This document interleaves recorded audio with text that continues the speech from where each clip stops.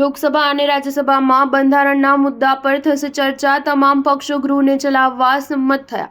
હાલ સંસદનું શિયાળુ સત્ર ચાલી રહ્યું છે. સંસદના બંને ગૃહોમાં વિરોધ પક્ષોએ બંધારણ, અદાણી કેસ, મણિપુર અને સંભલમાં હિંસા જેવા મુદ્દાઓ ઉછાળી હોબાળો કરતા સંસદની કાર્યવાહી વારંવાર સ્થગિત કરવી પડી છે. ત્યારે સંસદની કામગીરી શાંતિપૂર્ણ વાતાવરણ ચાલતી રહે તે માટે લોકસભાના અધ્યક્ષ ઓમ બિરલાએ સર્વપક્ષીય બેઠક બોલાવી હતી. આ બેઠકમાં તમામ પક્ષો બંધારણ પર ચર્ચા કરવા માટે તૈયાર થઈ ગયા છે. કેન્દ્રીય મંત્રી કિરણ રિજિજુએ કહ્યું કે બંધારણ મુદ્દે લોકસભામાં 13 અને 14 ડિસેમ્બરે જ્યારે રાજ્યસભામાં 16 અને 17 ડિસેમ્બરે ચર્ચા કરવામાં આવશે. બેઠકમાં તમામ પાર્ટીઓએ સંસદની કામગીરી શાંતિપૂર્ણ વાતાવરણમાં ચાલવા દેવા સંમત થયા છે.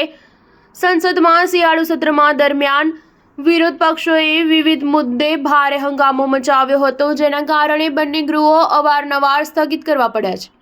આ બાબતને ધ્યાને રાખી લોકસભા અધ્યક્ષે સર્વપક્ષીય બેઠક યોજી હતી. બેઠકમાં લોકસભા અધ્યક્ષે તમામ પક્ષોના નેતાઓ સમક્ષ બંધારણ પર ચર્ચા કરવાનો પ્રસ્તાવ રાખ્યો હતો, જેને તમામ પક્ષોએ સ્વીકારી લીધો છે અને ચર્ચા કરવા માટે સંમત થયા છે. સત્તાધારી ભાજપ વિપક્ષના આકરા સવાલોનો જવાબ આપતી રહી છે. વિપક્ષનું કહેવું છે કે મોદી 3.9માં બંધારણ સાથે છેડછાડ કરવામાં આવશે. કેન્દ્રીય ગૃહમંત્રી અને ભાજપ નેતા અમિત શાહ પણ ઘણી વખત વિપક્ષોના દાવાને રદિયો આપતા રહ્યા છે. ઉલ્લેખનીય છે કે સંસદનું શિયાળુ સત્ર 25 નવેમ્બરથી શરૂ થયું છે. જો કે વિવિધ મુદ્દાઓને કારણે બંને ગૃહોનું કામકાજ આગળ વધી શક્યું નથી.